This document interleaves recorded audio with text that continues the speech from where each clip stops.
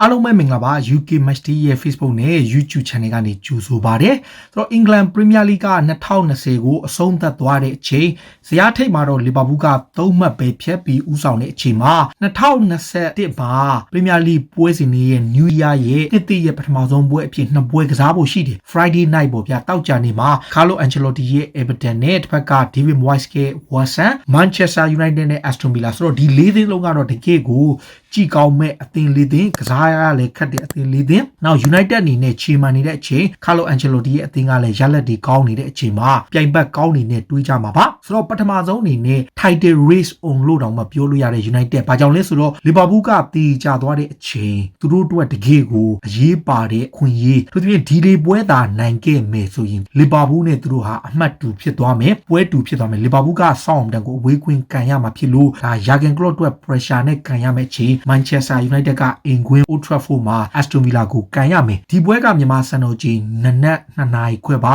New Year night မှာကန်မှာပါဆိုတော့ဒီပွဲက Old Trafford ကွင်းမှာကန်ပြီးတော့ United အတွက်ဒီနေ့ရာသီမှာသူတို့ဟာ Champion Super ကိုဘိုးဆွဲနိုင်ချေရှိတဲ့အသင်းတစ်သင်းနဲ့မှာပါတဲ့အသင်းဖြစ်ထိုက်တဲ့နဲ့ပြသဖို့လိုအပ်နေပြီဝူဗာဟန်တန်နဲ့ပွဲမှာနောက်ကျဂိုးနဲ့သူတို့နိုင်ခဲ့ပေမဲ့အရန်ကြီးတပွဲလုံးမှာတိတ်ခရီးလုံနိုင်ခြင်းမရှိဘူးတစ်ဖက်ကကစားရမယ့်ဗီလာက Dismay ရဲ့ဗီလာဟာဒီရာဒီမှာတိတိတသာတိုးတက်လာတာကအသင်းကြီးတွေနဲ့ရလက်ပိုင်းကောင်းသလိုအဝေးကွင်းရလက်ကောင်းတာပါချယ်ဆီနဲ့ပွဲမှာအဝေးကွင်းတည်ကြပေမဲ့ဒီနေ့ရာဒီအဝေးကွင်းမှာသူတို့ကတော်တော်ကိုနိုင်ထားတာအဝေးကွင်းမှာသူတို့အနေနဲ့ clean sheet က9ပွဲထိရထားတယ်အာဆနယ်ကိုမြောက်လန်ဒန်မှာနိုင်ထားတယ်ချယ်ဆီကိုတည်ကြထားတယ်လက်စတာကိုဝေးကွင်းနိုင်ထားတယ်ဒီလိုစွမ်းဆောင်ရည်ပြီးထားတဲ့ Aston Villa ကိုManchester United ခက်ခက်ခဲကန်ရမှာပါကစားရမှာက Old Trafford ဖြစ်ပေမဲ့ဒီနှစ်သင်းကြားကလက်ရှိ performance ရတိတ်မကွာကြဘူး United အနေနဲ့နောက်ဆုံး9ပွဲ Premier League မှာ3ပွဲနိုင်2ပွဲတည်ကြထားသလို Villa ကလည်း3ပွဲနိုင်2ပွဲတည် Villa ကသူတို့နိုင်ထားတာက Wolverhampton ကိုအဝေးကွင်းတကယ်ကစားရခက်တဲ့အသင်းကိုနိုင်ထားတယ် Burnley ကိုအင်ကွင်းမှာတည်ကြပေမဲ့ West Brom ကိုအဝေးကွင်းမှာ3ဂိုးပြတ် Chelsea ကို2ဂိုးတည်နဲ့ Crystal Palace ကိုအင်ကွင်းမှာ3ဂိုးပြတ်ဆိုတော့ Chelsea ကိုတည်ရ Wolverhampton ကိုအနိုင်Leicester ကိုအနိုင်ကန်ထားပြီးတော့ Arsenal ကိုအဝေးကွင်းမှာအနိုင်ဒါအပြင် Liverpool ကိုလည်းအင်ကွင်းမှာနိုင်ထားတယ်ဒီနေ့ရာဒီ Aston Villa ဟာအသင်းကြီးတွေနဲ့ပွဲမှာတော်တော်ကိုရလက်ကောင်းတာကိုသတိပြုရမယ်ဘက်က Solskjaer ရဲ့ United ကဟိုတနေ့က Wolves ကိုနိုင်ခဲ့တယ် Leicester ကိုတီးကြတယ်ဂျားထဲမှာ Leeds ကိုနိုင်တယ် Sheffield United ကိုနိုင်တယ် Man City ကိုတီးကြတယ်ဒါပေမဲ့ performance ရကြည့် United ကလည်းအစိတ်တက်ပိုင်းဆိုင်ရာအကောင်းဆုံးနဲ့နိုင်ပွဲတွေဆက်နေတယ်ဒါပေမဲ့ကန်ရမယ့်အပွဲက Aston Villa ပါပြီးခဲ့တဲ့ရာသီမှာတော့ Villa ရဲ့ကွင်းမှာ United က3ဂိုးပြတ်နိုင်ပြီးတော့ United ရဲ့ Old Trafford မှာတော့ Villa က2ဂိုးစီတေးချထားတယ်ဒီနှစ်သင်းကအမှန်တမ်းပြောရင် head to head ရတော့ United ကတားတယ်ဘာကြောင့်လဲဆိုတော့ပြီးခဲ့တဲ့တနေ့ကျော်ရာသီတုန်းကတော့ United က Villa ကွင်းမှာ2ဂိုးဂိုးမရှိဆိုပြီးနှစ်ပွဲလုံးကိုသူတို့နိုင်ထားသလိုဟိုးစောပိုင်းရာသီမှာလည်း 3-1 နဲ့နိုင်ထားတယ်ဒါပေမဲ့အခုကစားရမယ့် Dean Smith ရဲ့အသင်းကပြီးခဲ့တဲ့နှစ်တွေတုန်းကကစားရတဲ့ Villa မဟုတ်တော့ဘူးသူတို့ရဲ့တိုက်စစ်ပိုင်းမှာဂိုးသွင်းနိုင်တဲ့ကစားမတွေရှိတယ်တိုက်စစ်ပိုင်းမှာ Oli Watkins ရှိတယ် Bertrand Traore ရှိတယ်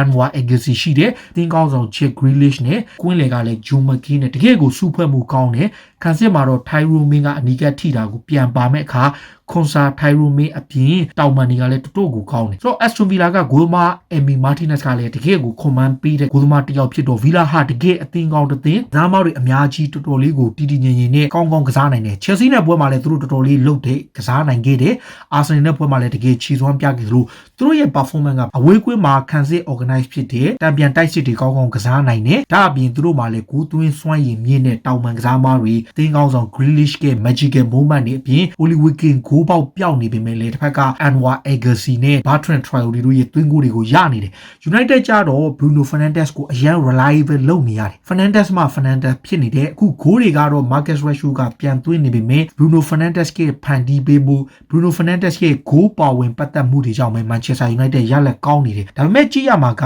United အနေနဲ့ဟိုတနေ့ကကစားခဲ့တဲ့ပွဲမှာ Luke Shaw Alex Telles တို့ကိုအပြောင်းလဲလုပ်ခဲ့သလိုဒီပွဲမှာ United ဘယ်လိုပွဲထွက်လာကျွန်တော်ထင်တော့ဒီပွဲကို Luke Shaw ကိုသုံးပြီးတော့ခံစစ်4ယောက်မှာ Lindelof မပါသေးတော့ Maguire နဲ့ Eric Bailly ဟိုဘက်ချမ်းမှာတော့ Wan-Bissaka ကိုပဲသုံးမယ်နောက်ကွင်းလေကဟိုတနေ့က Martin နဲ့ Pogba ကိုသုံးတော့ဒီပွဲမှာ Fred နဲ့ Tomine ကိုပြန်သုံးနိုင်ပြီးတော့ Bruno Fernandes နဲ့ဒီပွဲမှာ Marcus Rashford Anthony Martial နဲ့တစ်ဖက်က Mason Greenwood ကစားနိုင်တယ် Pogba ပါလာမယ်ဆိုရင်တစ်ဖက်က Greenwood ကိုသူတို့အောက်လိုက်ပြီးအောက်ပြီးတော့ကွင်းလေတယောက်ထပ်တိုးသွားနိုင်ဒါ United ဖြစ်နိုင်ခြေအရှိဆုံးတစ်ဖက်က Villa ကတော့ကျွန်တော်ပြောလို့ပေါ့အထောင်တိုက်စစ်မှုပြီး Oli Watkins ကိုတောင်မန်တစ်ဖက်မှာ Agassi နဲ့တစ်ဖက်က Bertrand Traore ရဲ့ Jack Grealish နဲ့ Joe McGinn ရဲ့သူတို့ရဲ့ဖွဲ့စည်းပုံကတော်တော်လေးကောင်းတယ်ဆိုတော့ဒီနှစ်သင်းကအပြန်အလှန်ကစားနိုင်တဲ့အသင်းမျိုးသူတွေနှစ်သင်းလုံးလေးကိုသွင်းစွမ်းရည်ရှိတယ် United က Aston Villa နဲ့ကစားတဲ့ Premier League မှာစုစုပေါင်းပွဲ90သူတို့နှစ်သင်းတွေ့ထားတယ် Manchester United က majority နိုင်ထားတယ်35ပွဲနိုင်ထားတယ် Villa ကထူးထူးခြားခြား3ပွဲပဲနိုင်တာဒါ United က အိမ်ကွင်း Old Trafford မှာ19ပွဲနိုင်အဝေးကွင်းမှာ16ပွဲနိုင်ပြီးတော့ Aston Villa ကတော့သူတို့ရဲ့အိမ်ကွင်းမှာ2ပွဲနဲ့အဝေးကွင်းမှာ1ပွဲပဲနိုင်တယ်ဆိုတော့ Villa အနေနဲ့ United ကို head to head ရအရန်ကွာတဲ့အချိန်မှာတော်တော်ကိုရှင်ရခတ်မယ်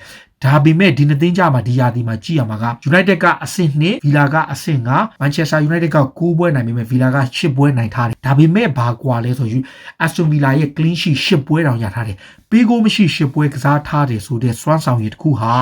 Manchester United နဲ့ Solskjaer တို့အဓိကစမ်းသပ်ရမယ့်အချက်ခံစစ်ကိုပိတ်ပြီးတော့တံပြန်တိုက်စစ်နဲ့ကောင်းကောင်းဒုက္ခပေးတဲ့အသင်းတွေကို United တိုက်စစ်ကဖြိုခွင်းရခတ်တယ်။သူသဖြင့် Villa ဟာခံစစ်ကောင်းပြီးတော့တံပြန်တိုက်စစ်ကဂိုးရနိုင်တဲ့စားမောက်တွေအင်အားရှိတယ်။ဒီတစ်ချက်ကို Solskjaer အနေနဲ့သတိထားရမယ်။ Solskjaer ကအခုတပွဲကိုပြပြသူတို့ကသွင်းကို 2.07 ကိုသွင်းထားတယ်ဗီလာကလည်းတပွဲ2ဂိုးလောက်သွင်းတော့တော်တော်လေးကိုဗီလာလည်းတိုးတက်နေတဲ့အသင်းတစ်သင်းတော့ဒီပွဲကမထင်မပဲနဲ့အကျိတ်နဲ့ရှိနေတယ်ဒါပေမဲ့ Marcus Rashford က9ဂိုးသွင်းပြီးတော့ Bruno Fernandes က10ဂိုးနဲ့ဗီလာဘက်က Oli Wigan က6ဂိုးသွင်းထားတယ် Grealish ဆိုရင်6ဂိုးဖန်တီးပြီးတော့ Fernandes ကတော့9ဂိုးဖန်တီးပေးထားတယ်ဆိုတော့နှစ်သင်းကြားမှာကွာဟမှုနေတယ်ဒါပေမဲ့အင်ကွင်းဖြစ်တဲ့ Manchester United က Liverpool ကဆောင်းတယ်နဲ့ကန်ရမှာဖြစ်လို့အဲ့ပွဲကို pressure ပေးဖို့ဒီပွဲကိုအနိုင်ရတဲ့ခတ်တာကစားရမယ့်အသင်းဗီလာလည်းဖြစ်နေတယ်အသင်းကြီးတွေနဲ့ပွဲမှာပိုပြီး performance ပြတဲ့အတွက်ကြောင့် Old Trafford ကွင်းမှာတော့မထင်မှတ်တာတွေဖြစ်လာနိုင်လို့အကျိတ်နဲ့ခက်ခဲကစားရနိုင်တယ်ဗီလာဟာ Wolf လိုပဲ organize ဖြစ်တဲ့အသင်း Wolf လောက်တော့ဘောလုံးကင်ကစားနိုင်တဲ့အသင်းမျိုးမဟုတ်ဘူးဒါပေမဲ့ဗီလာမှာ Wolf ထက်အားသာခြင်းရှိတာကဂိုးသွင်းစွမ်းရည်ကောင်းတဲ့ကစားသမားတွေသူတို့မှာပိုင်ဆိုင်ထားတဲ့အချက်ဒီချက်က United ကိုနည်းနည်းလေးအခက်ခဲဖြစ်လာနိုင်တယ်ဒီအတွက်ကြောင့်ပွဲကောင်းတစ်ပွဲဖြစ်သွားနိုင်တယ်ဒါတောက်ကြနေရဲ့ဒုတိယ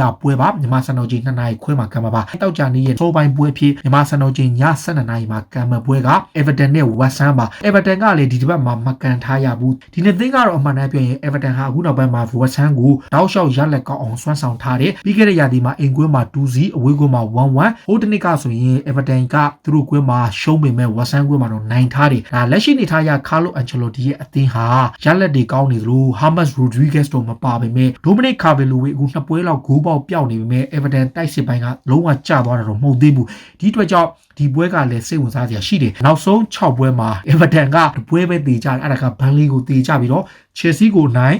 Leicester ကိုနိုင် Arsenal ကိုနိုင် Sheffield United ကိုနိုင်ဒီ၄ပွဲရလက်နဲ့တော်တော်လေးကောင်းတယ် West Ham ကတော့ဇက်တိုက်ရလက်ကောင်းပြီးတော့မှအခုနောက်ဆုံး5ပွဲမှာတပွဲပဲနိုင်ထားတယ် Leeds ကိုနိုင်ပြီးခဲ့တဲ့က Palace ကိုတည်ရ Chelsea ကိုရှုံး Brighton ကိုတည်ရနဲ့ Southampton ကိုတည်ကြထားတယ်ဒီအချိန်တွေကလည်းတော်တော်လေးတော့ခံမှန်းရခတ်တယ်ခြေစွမ်းရရောကစားပုံရ Everton ပိုကောင်းတယ်ဒါပေမဲ့ West Ham မှာလည်းတကယ့်ကို danger လုပ်နိုင်တဲ့ကစားသမားတွေရှိတော့ဒီပွဲကခံမှန်းရခတ်တဲ့ပွဲကတော့ပွဲကောင်းပဲနှစ်သင်းလုံးအတွက်အပြန်လန်သွင်းဂိုးတွေသူပြည့်တပွဲပြတ်မြသွင်းဂိုးက Everton ကတပွဲကို1.7 ဂိုးသွင်းပြီးတော့ West Ham ကတော့ 1.44 ဂိုးဆိုတော့တိတ်မကွာကြဘူးဒါပေမဲ့ clean sheet ကတော့ West Ham ကပူရထားတယ်ဆိုတော့ဒီနှစ်သင်းကလည်းတကယ်ကိုစိတ်ဝင်စားစရာပါဆိုတော့တရက်နေ့မှာကံမဲ့ပထမဆုံးပွဲက Everton နဲ့ West Ham ပြီးတော့မှ Manchester United နဲ့ Aston Villa ဒီပွဲကတော့နနက်2နာရီခွဲပါဆိုတော့ပရိသတ်တွေအနေနဲ့ဒီကနေ့ကစားမဲ့ Manchester United Villa ပွဲကိုရောဘယ်လိုမြင်လဲ Solskjaer အနေနဲ့ Liverpool ကို pressure ပေးဖို့ဒီပွဲကိုအနိုင်ယူနိုင်မလားဘက်က Carlo Ancelotti အသင်းကရောဇက်တိုက်နိုင်ပွဲဆက်နေတဲ့ခြေစွမ်းကိုဆက်ထိန်းထားနိုင်မလားကိုမတ်မှာဝင်ရောက်မှတ်ချက်ပေးကြပါလို့ပြောနေအားလုံးကိုကျေးဇူးတင်ပါတယ်ဗျ